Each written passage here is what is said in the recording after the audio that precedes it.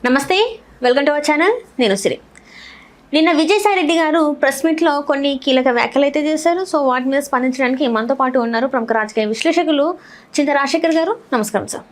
సరే, నిన్న చూసుకున్నట్టయితే విజయసాయిరెడ్డి గారు విచారణ తర్వాత ప్రెస్ మీట్లో చాలా అంశాలు మాట్లాడారు. పార్టీ గురించే కావచ్చు, తను ఏం చేస్తున్నాడు, అండ్ అట్లనే లిక్కర్ స్కామ్ అసలు జరగలేదు అన్నట్టుగా తను మాట్లాడమే, అండ్ ఏదైతే లోపల ఉన్నారో ఆ మనుషుల గురించి మాట్లాడడం, అండ్ తనని పార్టీ నుంచి బయటికి ఎందుకు వచ్చేసానని చెప్పడం, ఇదంతా జరిగింది. సో దాని మీద మీ అభిప్రాయం ఏంటి సార్? అంటే ఇక్కడ విజయసాయిరెడ్డి గారు 2020 వరకు కూడా జగన్మోహన్ రెడ్డి గారు తన నంబర్ 2గా చూసుకునేవారు. ఆ తర్వాత జగన్ చుట్టూ ఉన్న కోటరీ ఎన్టీ రామారావుని చంద్రబాబు నాయుడు వెన్నుపోటు పొడిచినట్టు నేను కూడా జగన్మోహన్ రెడ్డి గారికి వెన్నుపోటు పొడుస్తానని ఆయనకు చెప్పడం వలన జగన్మోహన్ రెడ్డి గారు నన్ను పక్కన పెట్టడం వచ్చారని చెప్పారు. సో అలా చెప్తున్నప్పుడు మీరేం చేస్తున్నారు? జగన్మోహన్ రెడ్డి గారు 2009 నుంచి 2020 వరకు, అంటే దాదాపు 11 సంవత్సరాలు మీకు నంబర్ 2 స్థానం ఇస్తే నేను మీకు విధేయుణ్ణి, అటువంటిది ఏమీ లేదు అనే నమ్మకం జగన్మోహన్ రెడ్డికి ఎందుకు కల్పించలేకపోయారు? నంబర్ 1. నంబర్ 2, ఆయన జగన్మోహన్ రెడ్డి గారు దూరంగా పెడితే దూరంగా ఎందుకు పెట్టారు? మీకు మాకు మధ్య ఉన్న మనస్పర్ధలు ఏంటి, మీకున్న అనుమానాలు ఏంటి అని చెప్పేసి అడగాల్సిన బాధ్యత విజయసాయిరెడ్డి గారిది. అటువంటి ఏమీ చేయకుండా దూరంగా పెడితే ఈయన మౌనంగా ఉండిపోతే ఈయనదే తప్పు. అది అయిపోయిన తర్వాత పార్టీ నుంచి బయటికి వచ్చేసిన తర్వాత ఈయన చేసిన కొన్ని వ్యాఖ్యలు జగన్మోహన్ రెడ్డి గారికి తీవ్రంగా డ్యామేజ్ చేసినాయి.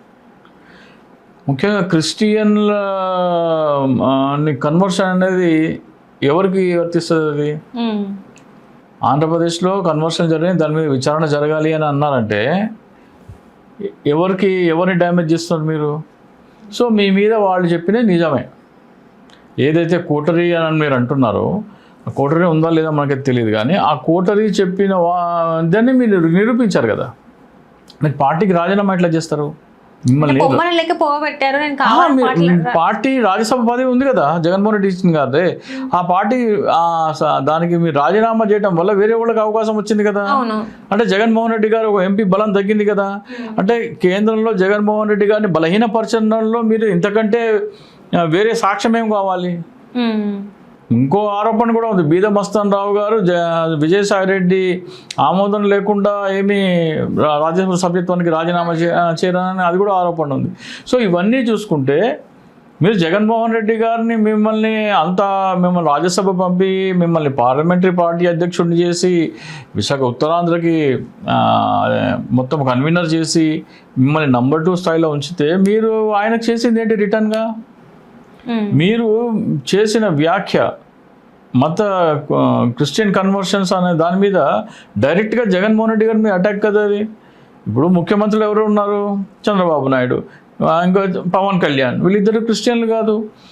మతాంతరణ అంటే క్రిస్టియన్ కన్వర్షన్స్కి జగన్మోహన్ రెడ్డి ఎవరు చేసినా కానీ అది డైరెక్ట్గా ఎవరికి వెళ్తుంది అది?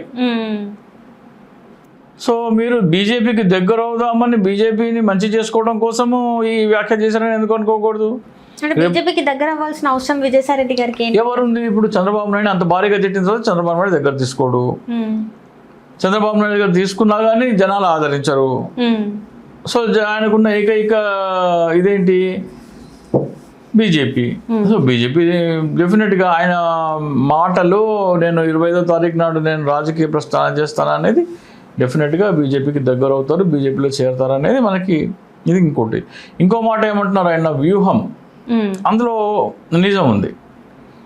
జగన్మోహన్ రెడ్డి గారి చుట్టూ ఉన్నవారు సరిగ్గా వ్యూహాలు పనటంలో సమర్థులు కాదు అనేది ఒకటి చెప్పారు. సో జగన్మోహన్ రెడ్డి గారు వ్యూహాల సంగతి ఎలా ఉన్నా కానీ ఓటమి అయితే జగన్మోహన్ రెడ్డి గారు ఓడిపోయే పార్టీ కాదు. ఎందుకంటే జగన్మోహన్ రెడ్డి 2019 నుంచి 2024 వరకు చేసిన ప్రజాసేవ, ప్రజలకి సేవ చేయాలనే ఆయన స్పందన. నేను జగన్మోహన్ రెడ్డి గారిని ఎందుకు అంత అడ్మైర్ చేస్తానంటే, నేను 2019 వరకు నేను జగన్మోహన్ రెడ్డి అంటే నాకు ఇష్టం లేదు. ఈనాడు పేపర్లు చదివి ఆ ప్రభావంలో ఉన్నాను నేను కూడా. సో 2019 అయిపోయిందో నేను కొంతమంది ఛానల్స్ అనలిస్ట్గా రావాలి అని పిలుస్తుంటే మా మిత్రుడు నాగరాజు అని ఉన్నారు, సుమన్ టీవీలో. ఆయన మీరు బాగా అనాలిసిస్ చేస్తారు అంటే ఏ నాగరాజు, ఐడ్రీమ్ నాగరాజు కాదు సార్. ఆయన రావంటే ఆయన నన్ను 3 నెలల పాటు డైలీ పొద్దున మెసేజ్ పెట్టేది. ఒకసారి అంటే వెళ్ళి ఒక ఇంటర్వ్యూ చేస్తే ఆ ఇంటర్వ్యూ ఇప్పటికీ నాకు చూస్తే నవ్వు వస్తుంది. కెమెరాలో నన్ను ఎవరు కొట్టడానికి వస్తుంటే భయపడ్డాను నేను. ఆ తర్వాత అనాలిసిస్ బాగుందని జనాలు ఆకర్షించడం, అన్ని ఛానల్స్ పిలవడం అట్లా వచ్చింది. సో ఇక్కడ విషయం ఏంటంటే ఫస్ట్ జగన్మోహన్ రెడ్డి గారు అంటే నెగిటివ్గానే ఉండేది.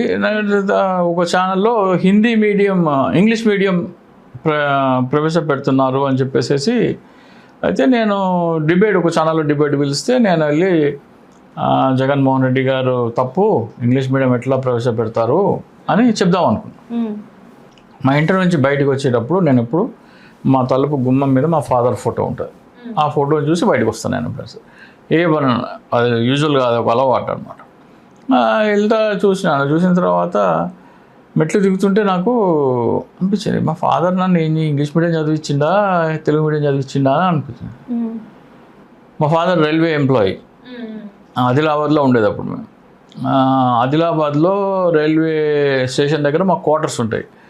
ఆ క్వార్టర్స్ దగ్గర చాలా స్కూల్స్ ఉన్నాయి, తెలుగు మీడియం స్కూల్స్. ఊరు చివర ఒక ఇంగ్లీష్ మీడియం స్కూల్ ఉంటుంది, Saint Joseph convent high school అని.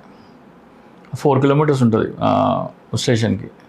సో స్టేషన్ దగ్గర క్వార్టర్స్ వద్దనకుండా మేము స్కూల్కి దగ్గర ఉండాలి, లంచ్ కూడా ఇంటికి వచ్చి చేయాలని స్కూల్ దగ్గర ఒక ఇల్లు తీసుకొని ఇంగ్లీష్ మీడియంలో చేర్పించారు. ఇంగ్లీష్ మీడియం చేర్పించిన తర్వాత కూడా హిందీ ఫస్ట్ లాంగ్వేజ్ పెట్టినారు. హిందీ ఫస్ట్ లాంగ్వేజ్ పెట్టిన తర్వాత 2-3 సంవత్సరాల అయిన తర్వాత మాకు హిందీ ఫస్ట్ లాంగ్వేజ్ ఎందుకు పెట్టినారు అని అందరు అడిగేటోళ్ళు అనమాట. వేరే వాళ్ళని అడిగితే తెలుగు వాడే మాతృభాష, మా ఫాదర్ చెప్తున్నా, వాడు నేర్చుకోకపోతే వాడు వేస్ట్. అంటే మా ముగ్గురిని, మా 2 సిస్టర్స్ అన్న వాళ్ళది నేర్చుకోకపోతే, మాతృభాష కూడా నేర్చుకోకపోతే ఇంకెందుకు వాళ్ళు అన్నారు. 2 హిందీ నేర్చుకుంటే దేశంలో ఎక్కడైనా బతుకుతారు, ఇంగ్లీష్ నేర్చుకుంటే ప్రపంచంలో ఎక్కడైనా బతుకుతారు. ఇది 1973లో మా ఫాదర్ విజన్. ఇప్పుడు నేను వచ్చి ఆంగ్ల మాధ్యమం ప్రవేశపెట్టడం తప్పు అని అంటే మా ఫాదర్ విజన్ని నేను తప్పు పడుతున్నట్టు ఫస్ట్ పాయింట్. సెకండ్ పాయింట్, మా ఫాదర్ ఊరికి 4 కిలోమీటర్ల దూరంలో మమ్మల్ని అంత దూరం ఎందుకు చేర్పించినారు? అక్కడున్న స్కూల్స్ కానీ, ప్రైవేట్ స్కూల్స్ కానీ, లేకపోతే గవర్నమెంట్ స్కూల్స్లో కానీ ఇంగ్లీష్ మీడియం లేకపోవడం వల్ల. జగన్మోహన్ రెడ్డి ఏం చేస్తున్నారు? అన్ని గవర్నమెంట్ పాఠశాలలో ఇంగ్లీష్ మీడియం ప్రవేశపెడుతున్నారు. సో ఇది ప్రజలకు మంచిది కదా, దీన్ని ఎందుకు వ్యతిరేకిస్తున్నారు అని ఫస్ట్ టైం జగన్మోహన్ రెడ్డి గారు చేసిన పనిని క్రిటికల్గా మంచిగా తప్ప రైటా అని ఆలోచించడం మొదలుపెట్టిన.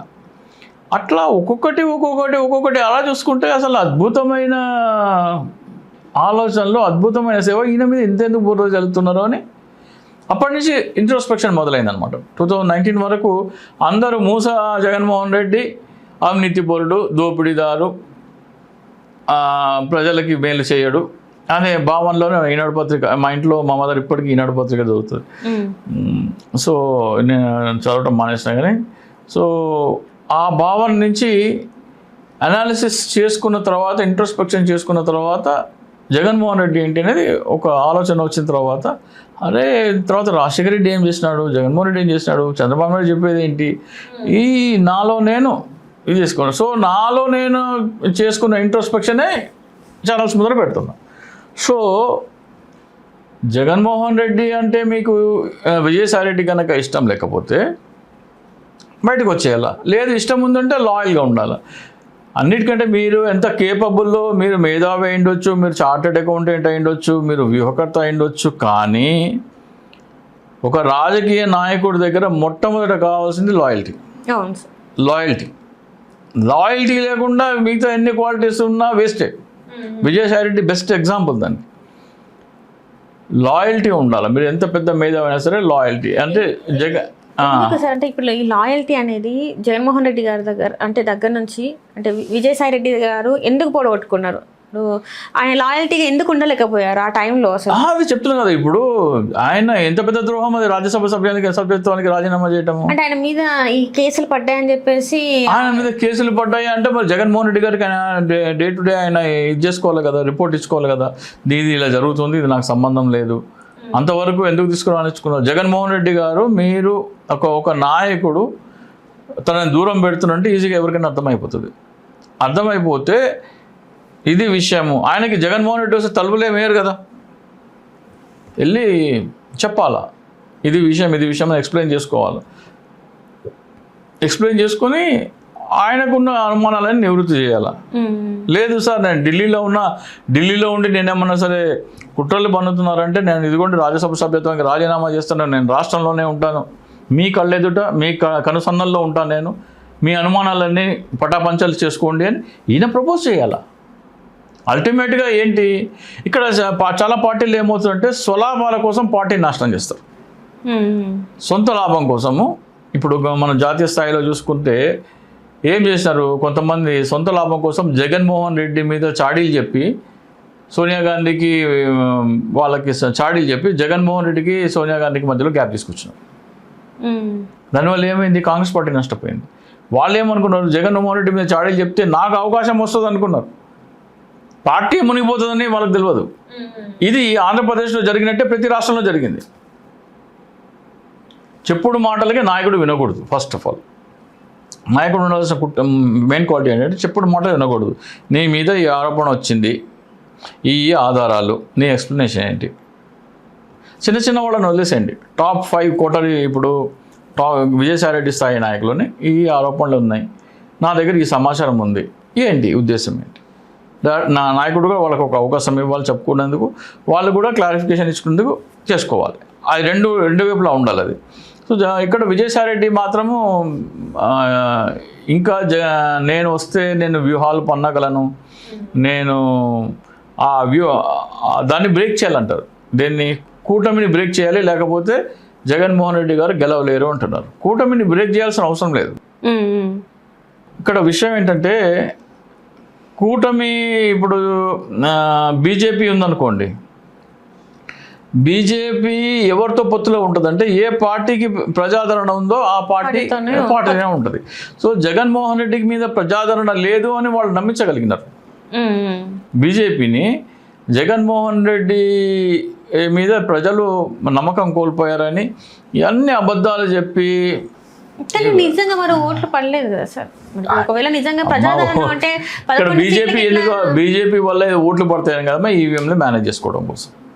సార్ ఈవీఎంలు మేనేజ్ చేసుకోగలిగితే, ఈవీఎం మేనేజ్ చేసుకోవడం కోసమే బీజేపీతో పొత్తు, వేరే అవసరమే లేదు బీజేపీకి ఆంధ్రప్రదేశ్లో 0.83% ఓటు శాతం ఉన్న పార్టీ కేవలం ఈవీఎంలు మేనేజ్ చేసుకోవడం కోసమే బీజేపీతో పొత్తు, ఏ రాష్ట్రమైనా సరే. సార్ ఒక్క నిమిషం, ఇక్కడ ఒక క్వశ్చన్ సార్. ఇక్కడ 2014 నుంచి వెళ్ళి 19 వరకు చంద్రబాబు నాయుడు గారు ఉన్నారు.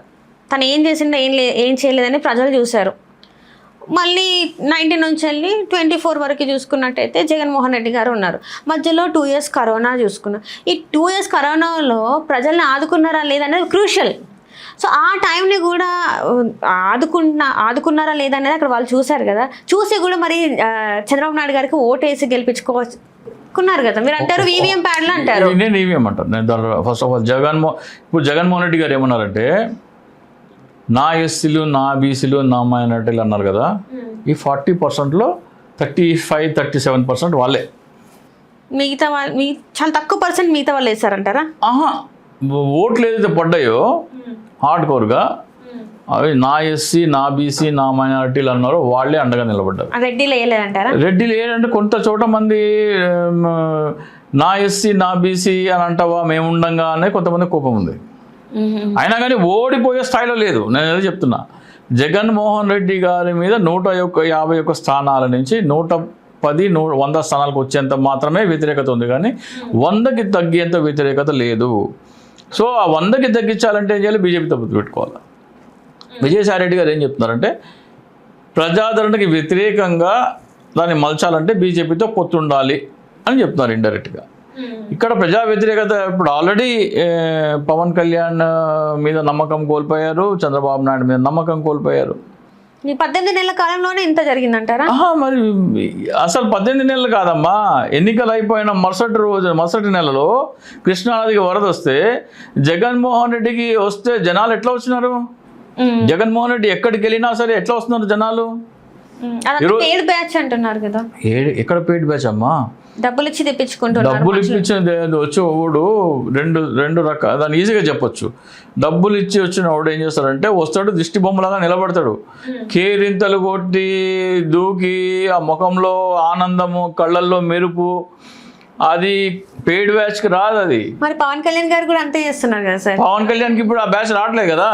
మొన్న అది చేశారు కదా, ఏది అది పదవి బాధ్యత ప్రోగ్రామ్ కి వచ్చినప్పుడు వాళ్ళందరూ కేరింతలు కొట్టారు కదా. వాళ్ళందరూ కేరింతలు కొట్టారు, కానీ ఇప్పుడు దానికంటే ఎక్కువ మంది ప్రెస్ మీట్లు పెట్టి తిడుతున్నారు కదా. బల్లే మురళి కానీ, ఈ గంగా సురేష్ బండారు కానీ.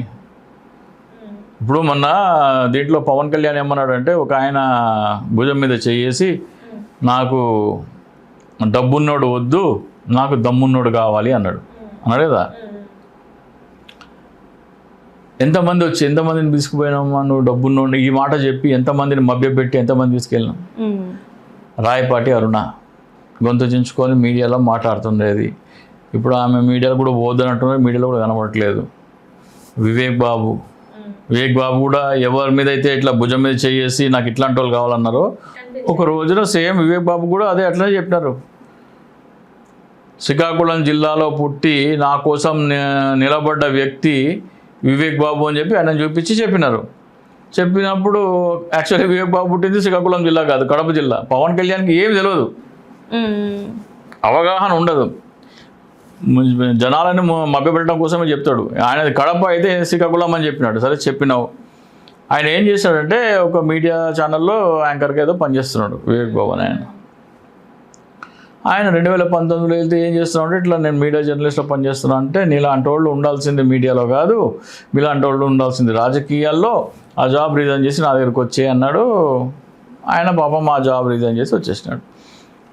అప్పుడు స్టార్టింగ్లో ఆయనకి ఇచ్చే జీతం ఎంతో ఛానల్లో మనకు తెలియదు, కానీ ఈ నెలకి 50,000 రూపాయలు ఈయన శాలరీ ఇచ్చేది పవన్ కళ్యాణ్. 3 సంవత్సరాలు ఇచ్చినాడు. ఆ తర్వాత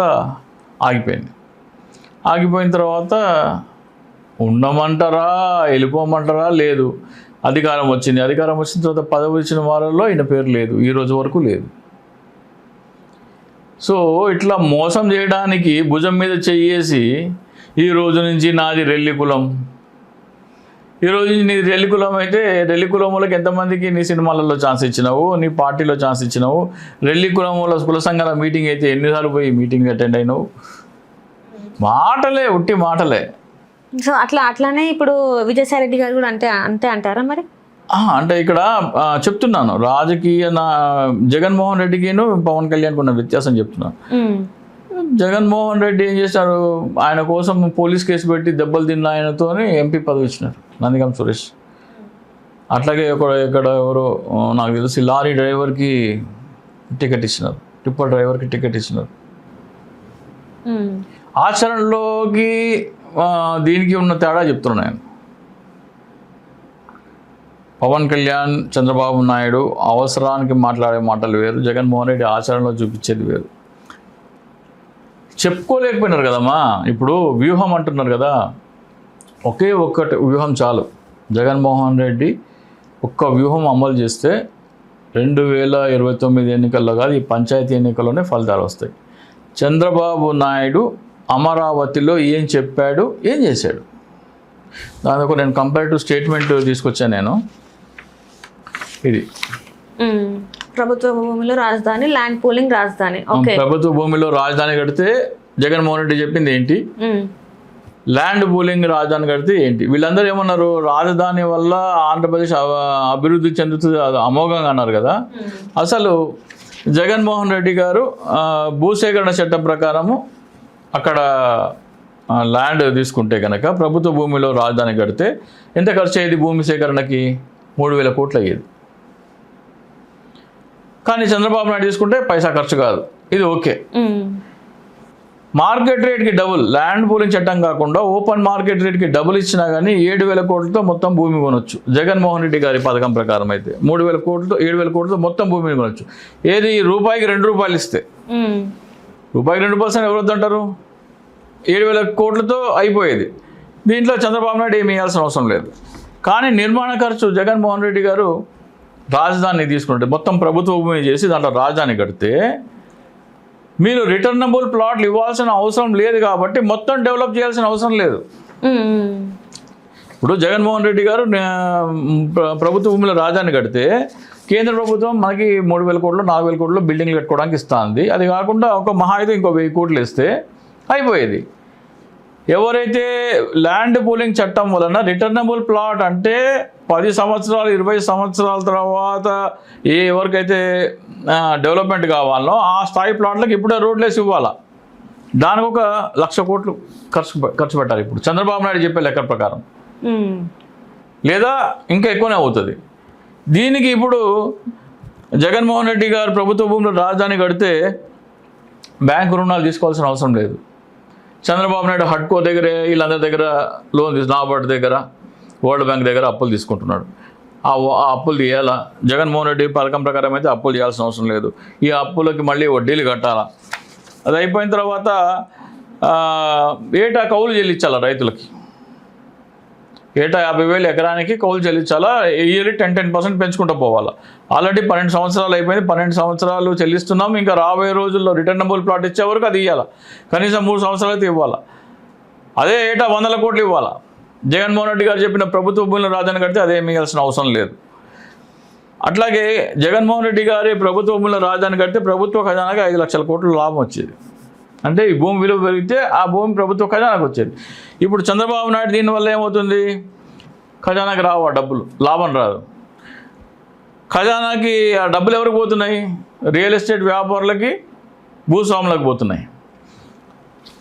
అట్లాగే మీకు భూమిపై ఆధిపత్యం అంటే ఈ ప్రభుత్వ భూమిలో రాజు కడితే ప్రతి అంగుళం ప్రభుత్వ ఆధీనంలో ఉంటుంది. కానీ చంద్రబాబు నాయుడు కట్టే ఈ ల్యాండ్ పూలింగ్ వల్ల ఓన్లీ 20% భూమి మీద మాత్రమే ప్రభుత్వానికి హక్కు ఉంటుంది. మిగతా అంతా ల్యాండ్ ఎవరికైతే రిటర్నబుల్ ప్లాట్లు ఇచ్చినారో వాళ్ళకు ఉంటుంది. మిగతా అన్ని రోడ్లు అవి ఉంటాయి. సో దీన్ని కనుక మీరు ప్రతి గ్రామంలో పంచాయతీ కార్యాలయం దగ్గర లేదా గ్రామ సచివాలయం దగ్గర, లేకపోతే గ్రామాల్లో అయితే మీకు ఇవి ఉంటాయి పాల కేంద్రాలు, పాల సేకరణ కేంద్రం ఉంటుంది అక్కడ. అట్లాగే మీరు హెయిర్ కటింగ్ సెలూన్ దగ్గర కానీ, లేకపోతే మీరు టీ స్టాల్ దగ్గర కానీ, టిఫిన్ సెంటర్ దగ్గర కానీ, బస్ షెల్టర్ దగ్గర కానీ ఇటువంటి పోస్టర్లు అంటిస్తే ప్రతి గ్రామంలో, లేదా కార్యకర్త ఆసక్తి ఉన్న కార్యకర్త వాళ్ళ ఇంటి వెలుపల ఫ్లెక్సీ పెట్టినా, ఇదే సమాచారం ఫ్లెక్సీ చేయించి ఫ్లెక్సీ పెట్టినా సరే ప్రతి గ్రామంలో చర్చ మొదలవుతుంది. ఇదేంద్ర బాబు మమ్మల్ని ఇంత మోసం చేసిండా? అమరావతి అంటే మాకు రావాల్సిన డబ్బు తను దోచుకునే పథకమా అనేది ప్రతి ఒక్కళ్ళకి అర్థమయ్యేలాగా వివరించాలి. వివరిస్తే ఈ వ్యూహం చాలు. చంద్రబాబు నాయుడుని అందరూ చీకొడతారు. ప్రజలందరూ చీకొడితే బీజేపీ కూడా చీకొట్టాలా. పవన్ కళ్యాణ్ చంద్రబాబు నాయుడు చీకొడతావా లేదా? నీకు వాటా ఉంటే ఆయన చీకొట్టాడు, ఆయనకు వాటా లేకపోతే ఆయన చీకొడతాడు.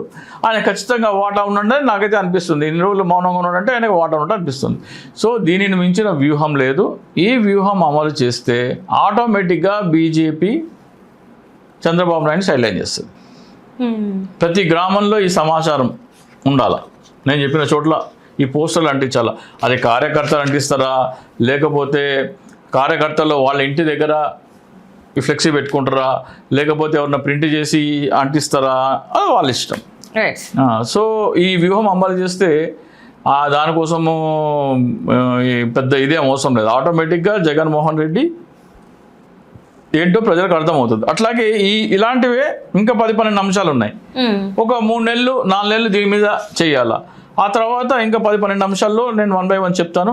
అవన్నీ ప్రజలకు అర్థమయ్యేలాగా పోస్టర్ రూపంలో నేను చెప్పిన ఈ టీ స్టాల్ దగ్గర, టిఫిన్ సెంటర్ దగ్గర, బస్ షెల్టర్ దగ్గర, పాల సేకరణ కేంద్రాల దగ్గర, పంచాయతీ కార్యాలయాలు, గ్రామ సచివాలయాలు ఇక్కడ మీరు చేస్తే ఆటోమేటిక్గా ప్రజల్లో మూడ్ చేంజ్ అయిపోతుంది. వన్స్ ప్రజల్లో మూడ్ చేస్తే ఎక్కడ డిపాజిట్లు కూడా రావు. చంద్రబాబు నాయుడు, పవన్ కళ్యాణ్, బీజేపీ కూటమిగా ఉంటే వాళ్ళకి డిపాజిట్లు కూడా రావు. ఎప్పుడైతే డిపాజిట్లు కూడా రాని పరిస్థితి ఉందో బీజేపీ ఆటోమేటిక్గా దూరం జరుగుతుంది.